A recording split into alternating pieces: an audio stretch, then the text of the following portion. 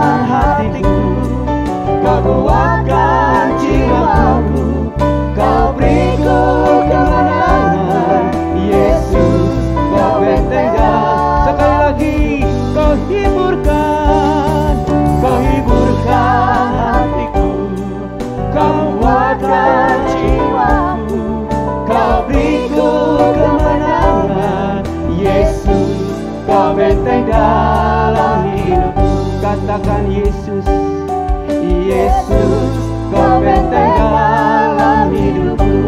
Oh, Yesus, Kau benteng dalam hidupku.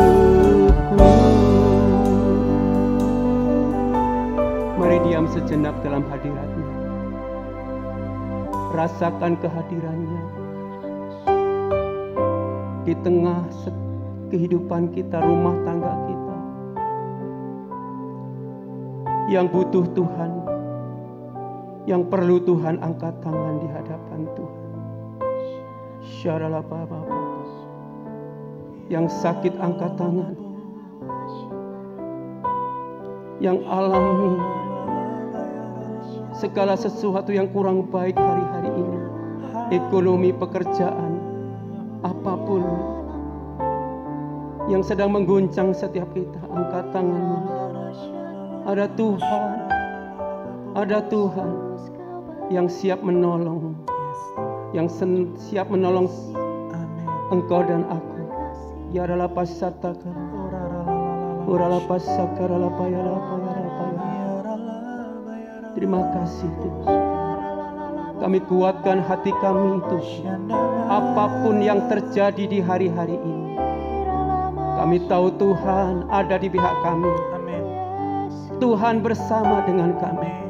sanggup melakukan segala perkara, sanggup menyediakan, bahkan sanggup Tuhan Yesus mencurahkan kuasa dan mujizat-Mu yang luar biasa.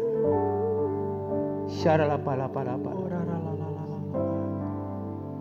Aku percaya Tuhanku ajaib, Kau turun tangan memulihkanku. Aku percaya Tuhanku dahsyat, Kau turun tangan memberkatiku. Aku percaya Tuhanku ajaib, Kau turun tangan memulihkanku. Aku percaya Tuhanku dahsyat, Kau turun tangan memberkatiku. Mari bersama-sama angkat tangan, angkat imanmu. Aku percaya Tuhanku ajaib, Kau turun tangan memulihkanku. Aku percaya Tuhanku dahsyat, Kau turun tangan memberkatiku. Mari bahasa roh sama-sama, angkat suara. Ora pasakara apa ya rapa, ora pasakara apa sanda ya rapa, ora pasakara apa sanda, ora pasakara apa sanda.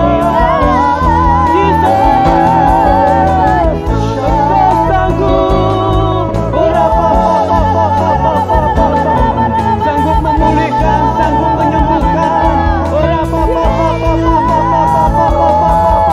sanggup memberkati kami.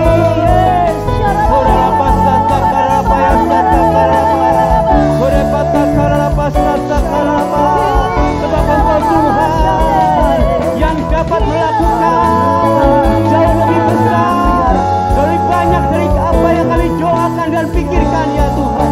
Oh, aku percaya Tuhanku ajaib, Kau turun tangan memulihkanku. Aku percaya Tuhanku dahsyat, Kau turun tangan memberkatiku. Sekali lagi, lebih lagi, angkat imanmu. Aku percaya Tuhanku ajaib, Kau turun tangan memulihkanku. Aku percaya Tuhanku dahsyat, Kau turun tangan memberkati. Kau turun tangan menyembuhkan, Kau turun tangan menyembuhkanku. Kau turun tangan, Kau turun tangan memberkatiku, memberkatiku. Haleluya. Tepuk tangan bagi Allah kita yang dahsyat, Allah kita yang hebat, Allah yang kita kenal di dalam nama Tuhan Yesus. Oh haleluya, haleluya. Biar ada hati yang percaya di tempat ini Tuhan, biar ada hati yang percaya di rumah-rumah ya Tuhan, sampai kami melihat kemuliaan Tuhan dinyatakan atas setiap kami semua, atas rumah tangga, atas setiap anak-anak Tuhan dimanapun berada yang percaya dan sepakat. Mari tepuk tangan bagi Tuhan, katakan haleluya, haleluya, haleluya, haleluya. Mari beria-ria di dalam Tuhan, bersuka cita. Tuhan kita luar biasa. Tepuk tangan bagi Tuhan yang ajaib. Haleluya.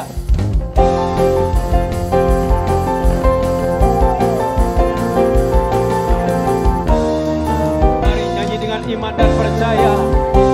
Ya, Tuhanlah kekuatan dan mazmurku, ya gunung batu dan keselamatanku. Hanya padamu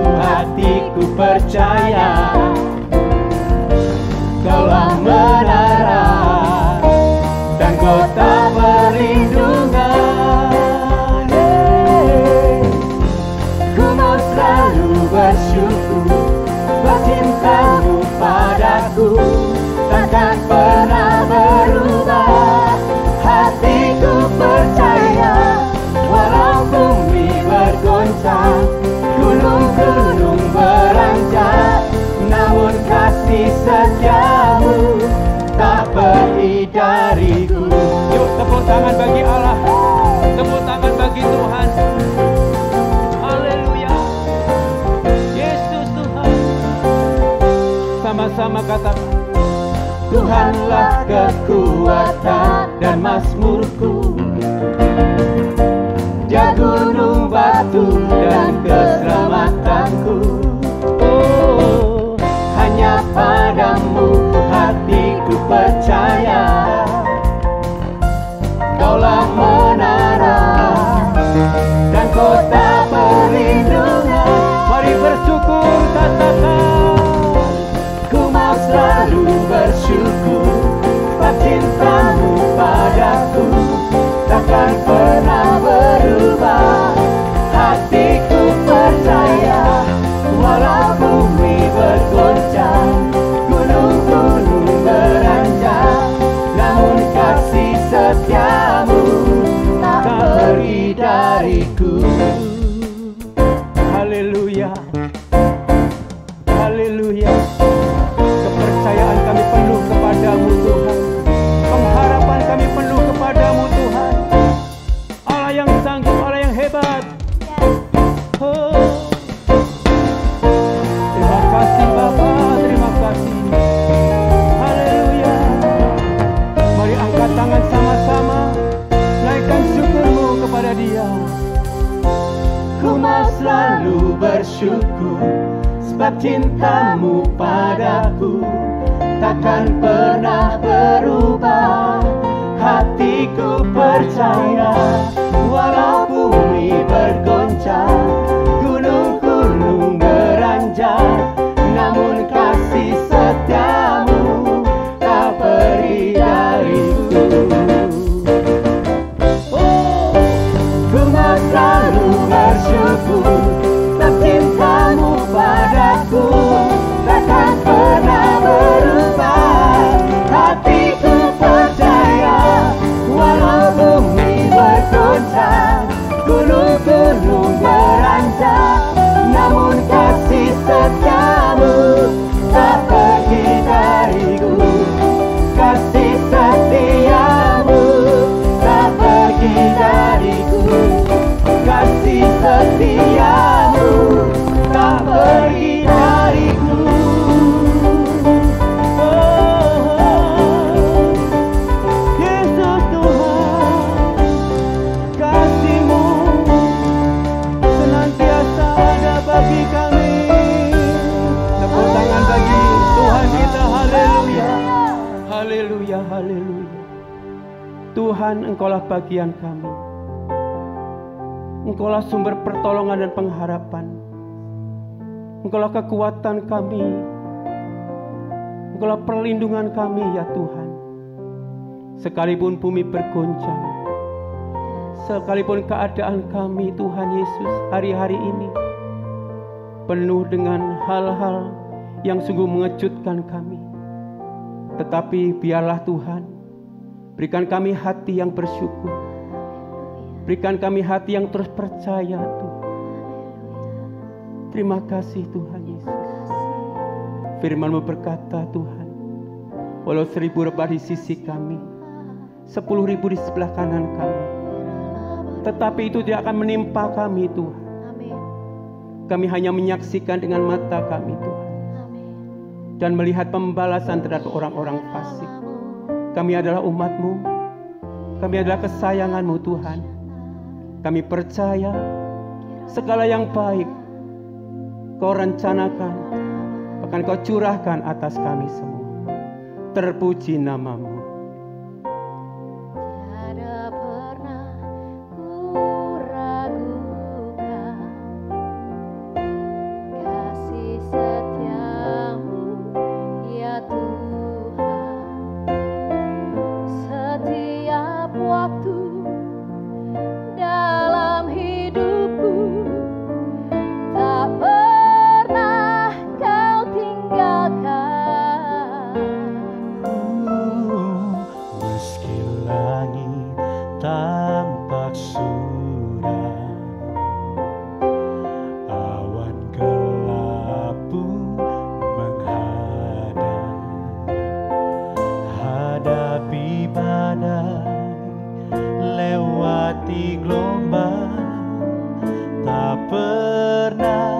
Kau tinggalkan diriku.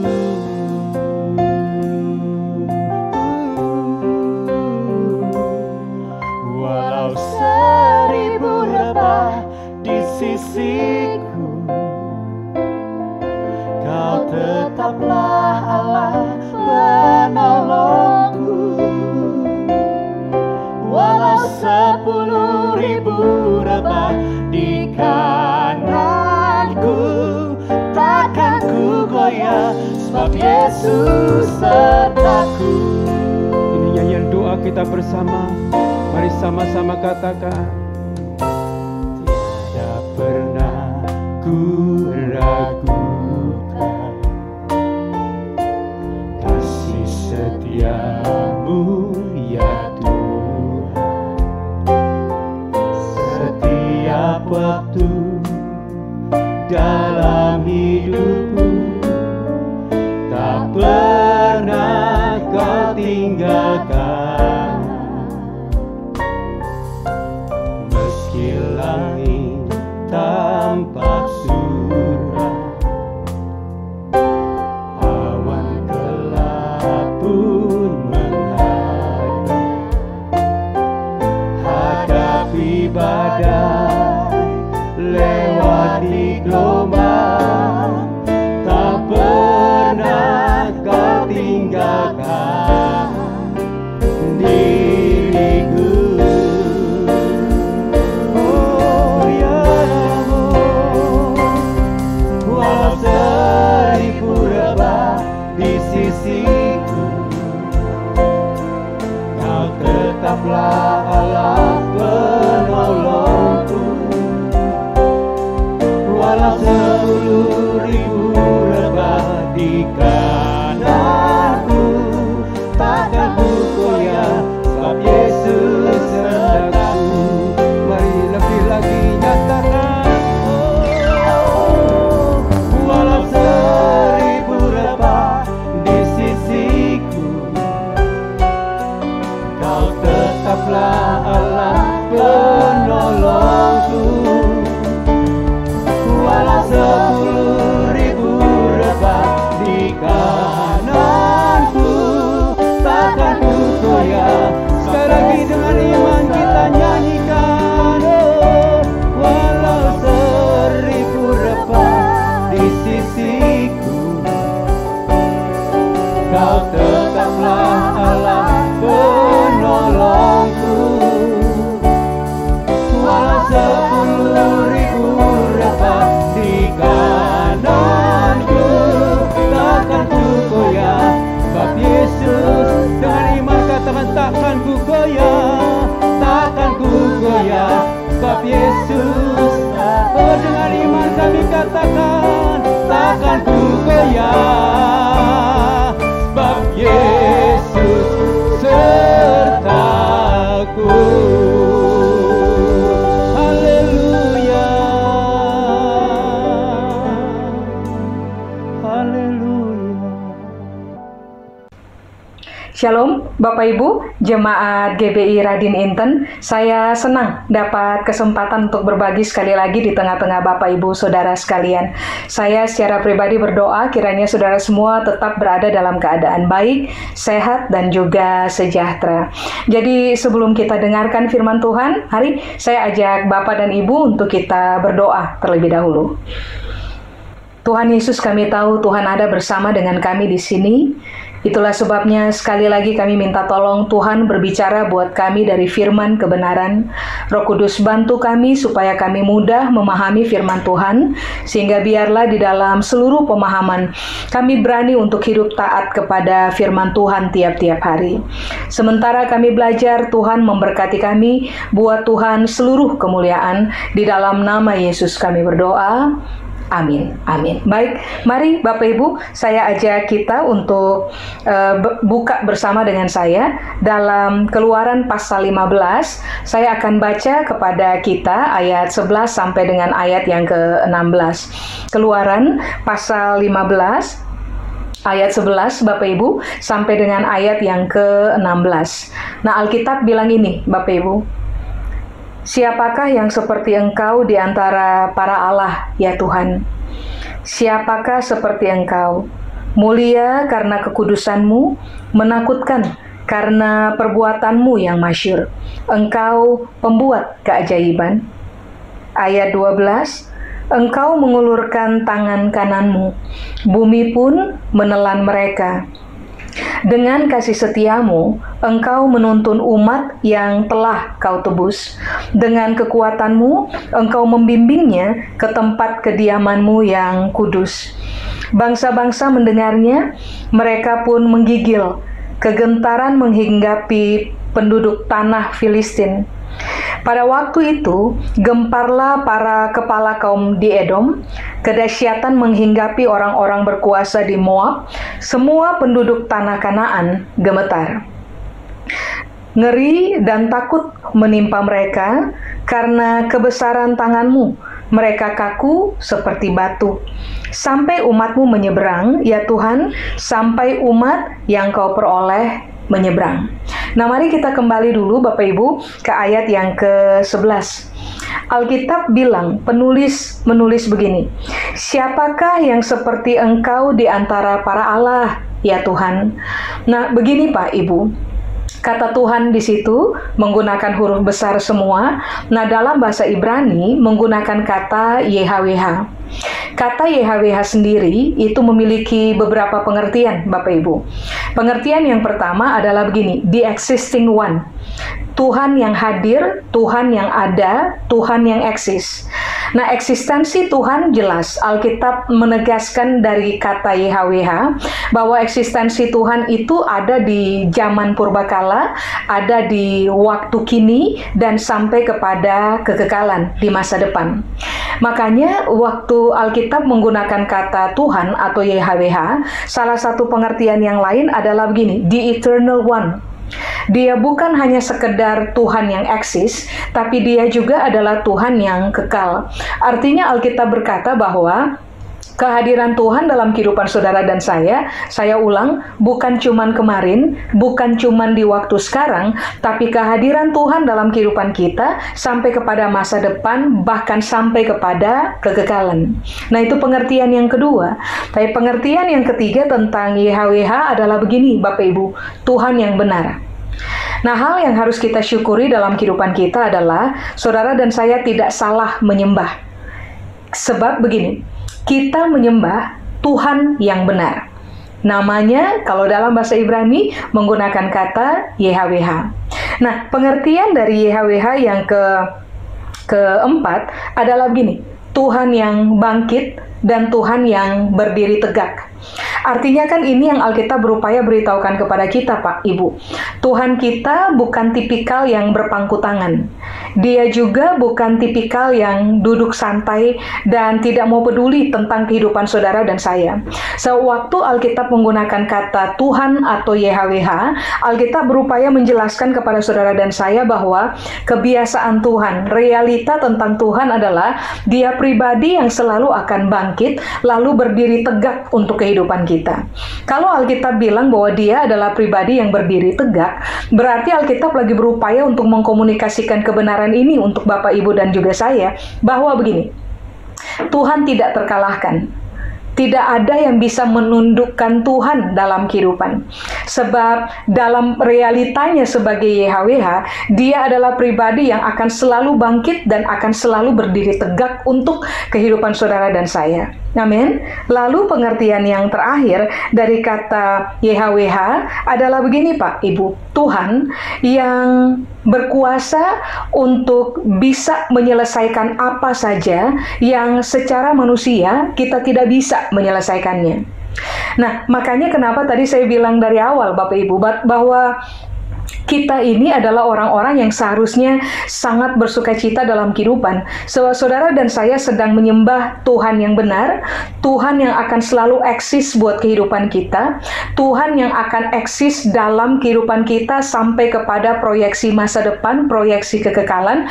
Dia juga adalah pribadi yang nggak bisa ditundukkan oleh siapapun atau oleh apapun. Bahkan begini, pada momen-momen saudara dan saya tidak bisa menyelesaikan apa saja dalam dalam kehidupan kita, waktu Tuhan itu hadir dalam kehidupan saudara dan saya, ternyata Dia berkuasa, Dia berkekuatan untuk menyelesaikan apa saja. Makanya kenapa kita tahu betul Pak Ibu, sampai hari ini, bahwa namanya bukan sekedar Alfa, tapi dia punya nama yang lain juga adalah Omega. Dia adalah awalan dari segala sesuatu, tapi dia juga adalah akhiran dari segala sesuatu. Kalau dia memulai sesuatu, maka dia akan tetap berdiri tegak sampai dia memastikan bahwa segala sesuatu akan terselesaikan oleh dia. Amin, Bapak Ibu. Nah, mari kita lanjut kepada ayat yang ke-11 pada kalimat ini, Bapak Ibu. Mulia karena kekudusanmu. Nah, kalimat ini. Menakutkan karena perbuatanmu yang masyhur. Nah, Alkitab lagi berupaya beritahukan kepada kita, Pak Ibu, bahwa apa saja yang Tuhan kerjakan di mata bangsa-bangsa hari itu dan sampai dengan hari ini, Alkitab menggunakan kata begini, menakutkan. Kata menakutkan di situ, Bapak Ibu, bahasa Ibrani menggunakan kata yare. Nah, apakah yare atau menakutkan? Yare artinya adalah begini, membuat bangsa-bangsa gentar. Artinya Alkitab bilang, tidak ada bangsa yang bisa berdiri tegak waktu harus berhadapan dengan Tuhan. Mengapa? Sebab perbuatan tangan Tuhan itu bikin bangsa-bangsa menjadi gentar.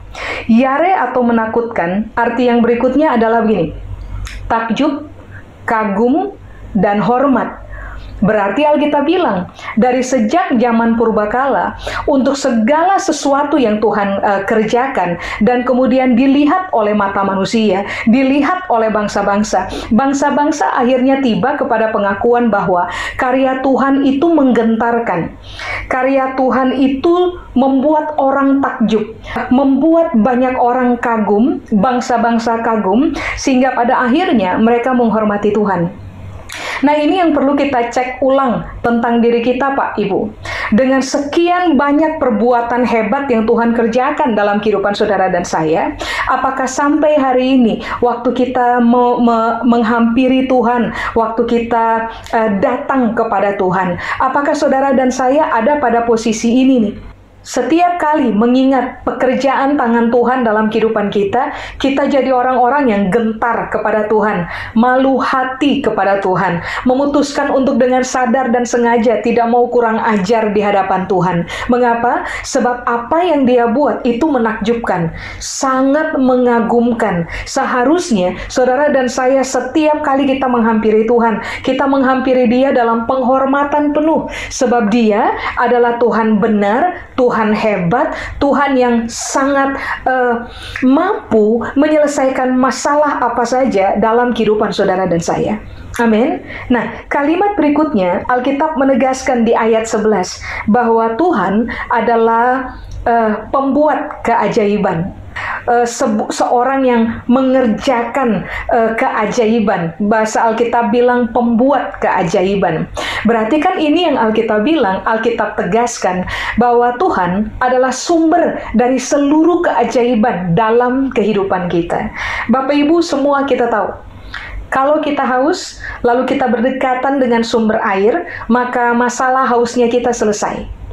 Kalau saudara dan saya lapar, lalu kita berdekatan dengan sumber dari makanan, sumber seluruh makanan, maka kita udah tahu masalah kita lapar akan selesai.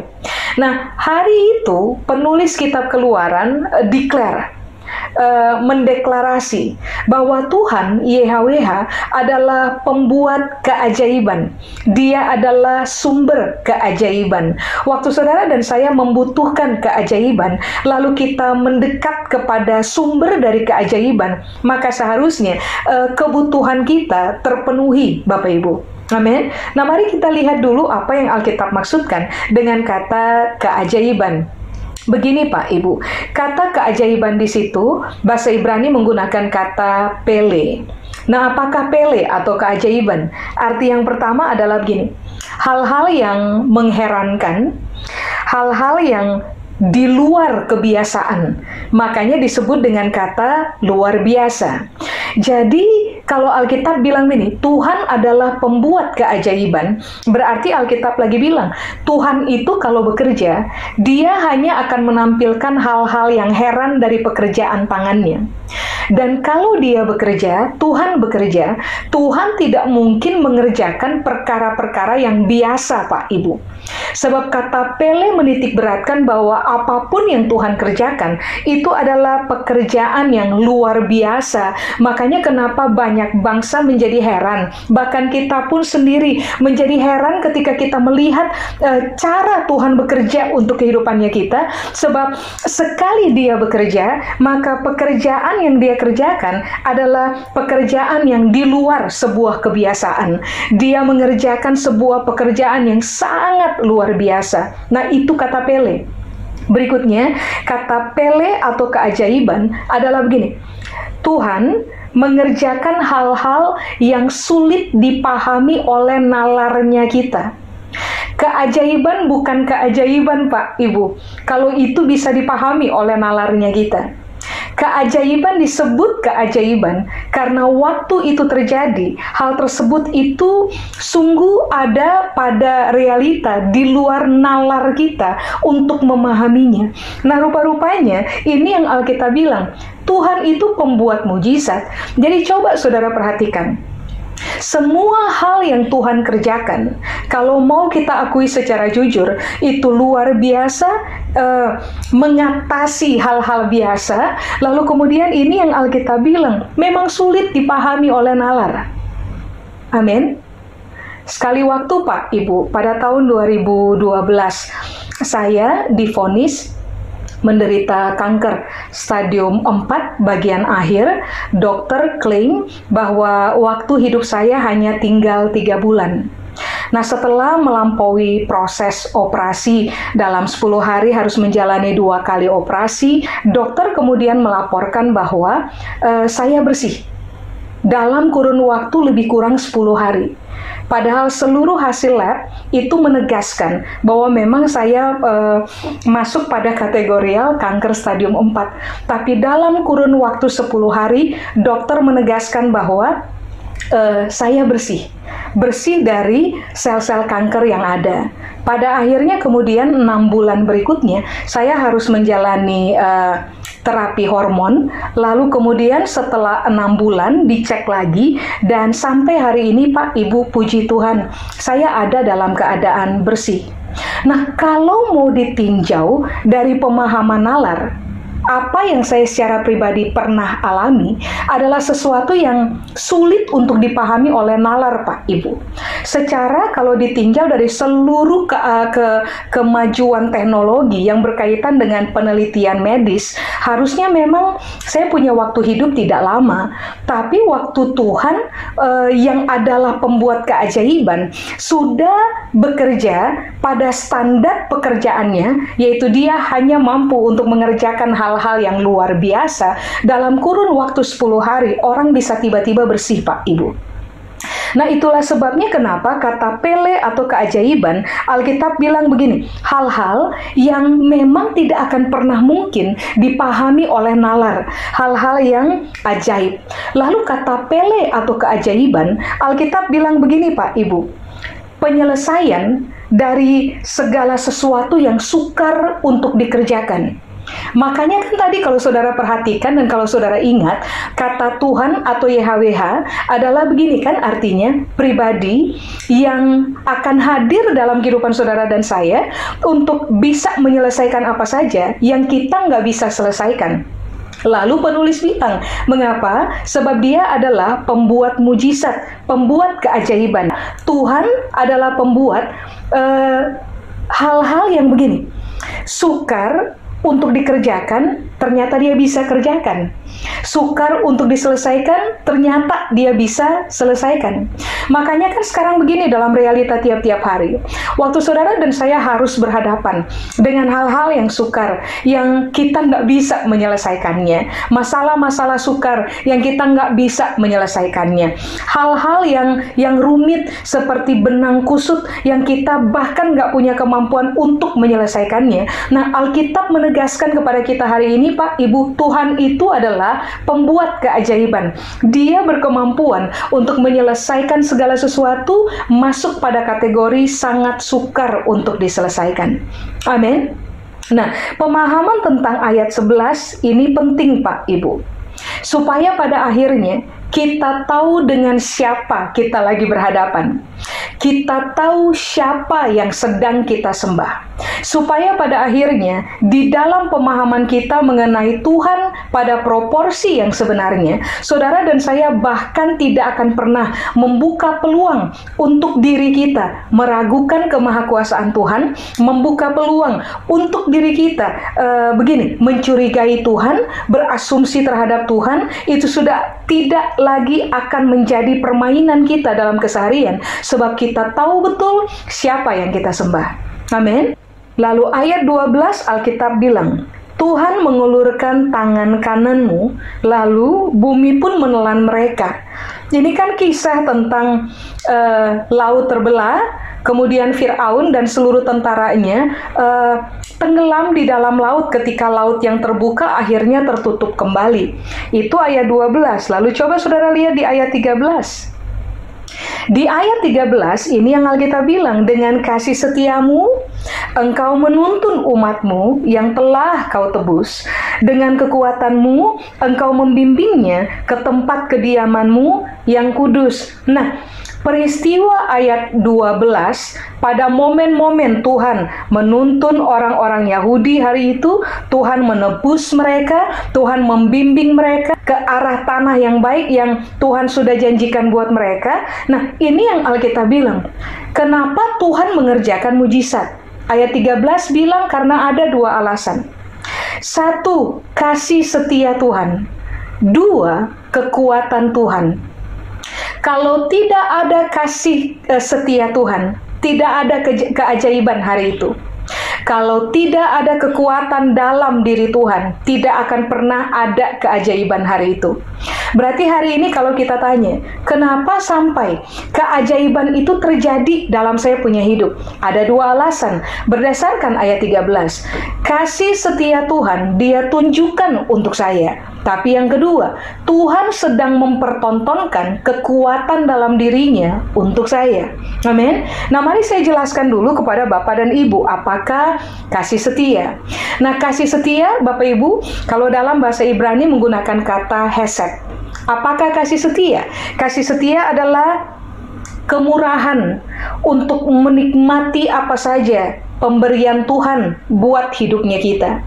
Jadi kalau Alkitab bilang Tuhan melanjutkan kasih setianya untuk hidup saudara dan saya, Alkitab lagi bilang Tuhan mempertontonkan kemurahannya untuk saudara dan saya, sehingga kita bisa menikmati apa saja pemberian Tuhan untuk kehidupan kita. Nah, itu kasih setia. Hesed atau kasih setia, pengertian yang kedua adalah perbuatan baik, lalu belas kasihan, lalu kasih sayang, lalu bantuan. Berarti kenapa sampai keajaiban terjadi dalam kehidupan saudara dan saya? Karena Tuhan mau supaya saudara dan saya paham bahwa Dia terbiasa dalam hidupnya mengerjakan perbuatan baik, dan itu dialokasikan untuk saudara dan saya. Tuhan adalah pribadi yang akan mempertontonkan belas kasihannya buat kita, kasih sayang buat kita, dan Dia adalah pribadi yang akan selalu hadir dalam hidup saudara dan saya untuk memberikan bantuan kepada kita. Makanya itu yang membuat saudara dan saya dalam cerita hidup kita tiap-tiap hari, dalam proses apapun yang kita harus jalani dalam hidupnya kita akan selalu mendapat kesempatan dari Tuhan untuk bertemu dengan yang namanya keajaiban. Amin. Makanya waktu saudara dan saya menikmati keajaiban pemberian tangan Tuhan buat kehidupan kita, harusnya kita ini berkata terima kasih kepada Tuhan, bersyukur kepada Tuhan, bukan yang lunjak Pak Ibu. Karena sebenarnya di dalam kehebatannya yang sukar untuk dijelaskan pakai kata-kata kita yang terbatas, Tuhan itu telah memutuskan untuk memberikan bantuan buat kita di dalam seluruh kasih setianya. Amin. Baru yang kedua, Alkitab bilang bahwa kekuatan dari mujizat yang Tuhan pertontonkan dalam kehidupan orang Israel hari itu dan juga dalam kehidupan kita hari ini, keajaiban-keajaiban yang kita bisa lihat dengan matanya kita, alami dalam kehidupan kita, rupa-rupanya Alkitab bilang ini, karena adanya kekuatan yang Tuhan punya dalam dirinya.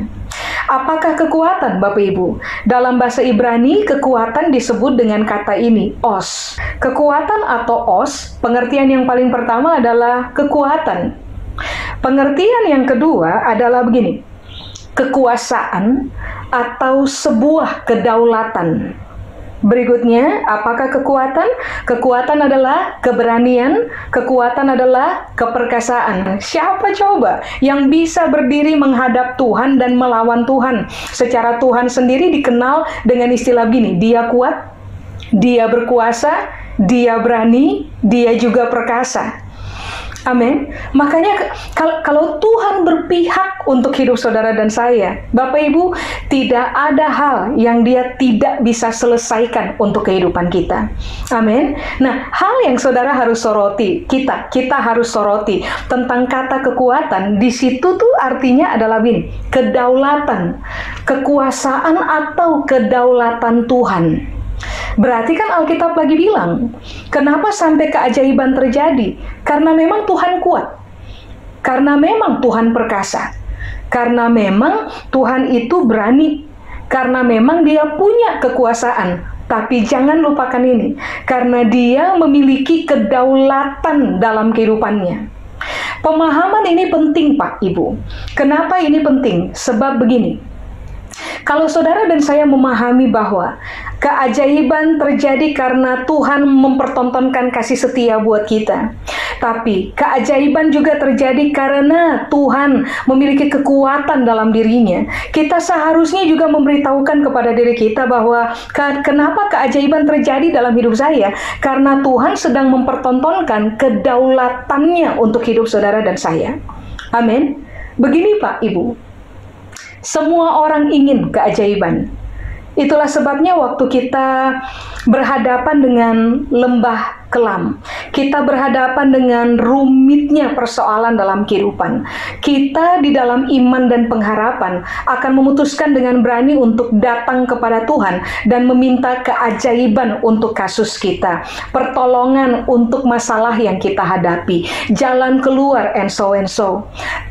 Kenapa? Karena kita tahu Tuhan berkuasa untuk bisa menyelesaikan apa saja. Tapi jangan pernah lupa, kita boleh meminta, Pak, Ibu. Kita boleh meminta apa saja. Karena Tuhan memang berkuasa untuk menyediakan apa saja. Tapi jangan pernah lupa bahwa Tuhan punya kedaulatan. Mintalah apa saja, tapi berjiwa besarlah pada proporsi ini. Kalau dia mau, dia akan bikin keajaiban untuk saudara dan saya di dalam seluruh kedaulatannya. Tapi kalau sampai Tuhan di dalam seluruh kedaulatannya memutuskan untuk begini, menahan keajaiban untuk saudara dan saya punya kehidupan, atau begini, keajaiban gak terjadi dalam hidupnya kita. Dengarkan ini baik Pak, Ibu, jangan marah sama Tuhan. Ada hal yang kita gak bisa ganggu dari Tuhan. Apa itu? Kedaulatannya. Kita bahkan nggak bisa membandingkan diri sendiri dengan orang lain. Kenapa dia terima keajaiban dan kenapa saya tidak? Contoh, menderita kanker. Kenapa dia kanker sembuh dan kenapa saya tidak? Tuhan di mana? Katanya dia penyembuh. Tapi kenapa orang lain sembuh dari kanker dan saya tidak sembuh dari kanker? Nah, kalau saudara mengajukan pertanyaan itu, jelas hari ini kita tahu bahwa ada keajaiban dalam hidup saudara dan saya, tidak ada keajaiban dikerjakan, dipertontonkan dalam kehidupan saudara dan saya. Itu tidak mengganggu realita bahwa Tuhan tetap berkuasa, dia tetap perkasa, dia tetap adalah pribadi yang memiliki kekuatan, dia memiliki keberanian, dan dia juga memiliki kedaulatan. Artinya kan begini, dalam keterbatasan nalar kita memahami peristiwa, saudara dan saya harus membangun dasar berpikir yang benar. bahwa Tuhan mampu bikin apa saja, dan Dia bikin apa saja dalam kedaulatannya. Kalau hari ini saudara minta keajaiban supaya Tuhan menyembuhkan, tapi ternyata tidak terjadi kesembuhan untuk diri kita, maka begini, putuskanlah untuk jangan marah kepada Tuhan, jangan mengancam Tuhan, jangan questioning Tuhan, mempertanyakan Tuhan. Jangan kembangkan asumsi tentang Tuhan, bahwa Tuhan sayang orang lain, Tuhan nggak sayang saya. Bukan. Hal yang saudara dan saya harus kembangkan dalam pemikiran kita, Pak, Ibu, adalah bahwa begini, kalau toh mujizat tidak terjadi dalam kehidupan saya, kalau toh keajaiban yang saya harapkan tidak terjadi dalam kehidupan saya, itu pasti karena Tuhan di dalam seluruh kedaulatannya memiliki rencana dan pandangan yang jauh lebih tinggi dan juga sangat jauh berkaitan dengan hidupnya saya. Supaya pada akhirnya kita tidak ngambek sama Tuhan, Pak, Ibu. Kita tetap meyakini bahwa somehow Dia punya identitas, Dia punya realita mengenai siapa dirinya. Tidak mungkin akan luntur hanya gara-gara keajaiban tidak terjadi dalam kehidupan kita. Amin, Bapak Ibu. Coba. Saya undang saudara untuk buka dengan saya dalam Efesus pasal 3 ayat 20. Alkitab bilang, bagi Dialah yang dapat melakukan jauh lebih banyak daripada yang kita doakan atau pikirkan, seperti yang ternyata dari kuasa yang bekerja di dalam kita. Begini, kuasa yang bekerja di dalam kita adalah kuasa yang sanggup membangkitkan Kristus dari kematian. Apakah mujizat yang paling bikin orang berdecak kagum, Pak, Ibu? Satu saja, mujizat ketika orang mati dibangkitkan. Nah, ini yang Alkitab bilang, bahwa kuasa yang bekerja di dalam kita adalah kuasa yang sanggup membangkitkan Kristus dari antara kematian. Kuasa itu akan bekerja dalam hidup saudara dan saya, sehingga pada akhirnya saudara dan saya akan melihat hal-hal bahwa Tuhan itu dapat melakukan jauh lebih banyak dari yang kita doakan atau jauh lebih banyak dari yang kita pikirkan. Makanya kenapa saudara dan saya harus paham betul, Tuhan memiliki belas kasihan, Tuhan memiliki kasih setia, tapi Tuhan juga memiliki kedaulatan. Dia berpikir jauh, Dia berpikir tinggi. Dia lebih memahami apa kebutuhan kita dibanding dengan kita memahami apa kebutuhan kita. Nah, kuasa hebat yang Dia telah sediakan buat kita adalah kuasa yang bisa mengerjakan apa saja beyond dari yang kita doakan atau kita pikirkan. Berarti kan begini, kalau hari ini doa saudara dan saya tidak dijawab, kalau hari ini keajaiban tidak terjadi dalam kehidupan kita, baiklah kita berkata kepada diri sendiri, Dia punya kuasa, itu hebat. Kalau sampai keajaiban tidak terjadi dalam kehidupan saya, berarti ada hal yang jauh lebih hebat yang sedang Dia persiapkan untuk bisa saya alami. Pikiran saya tidak sebanding dengan pikiran Tuhan. Apa yang saya doakan tidak sebanding dengan Tuhan punya rencana dalam kehidupan saya. Makanya daripada kita menjadi kecewa kepada Tuhan akibat keajaiban tidak terjadi dalam hidup kita, baiklah kita berkata untuk diri sendiri bahwa kuasa hebat itu yang Tuhan punya ada dalam hidup saya.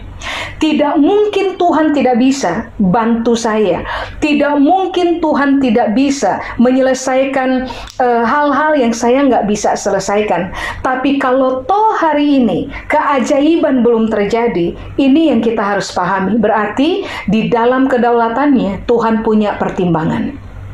Hargai kedaulatan Tuhan, berjiwa besarlah. Toh begini, kita sudah tahu.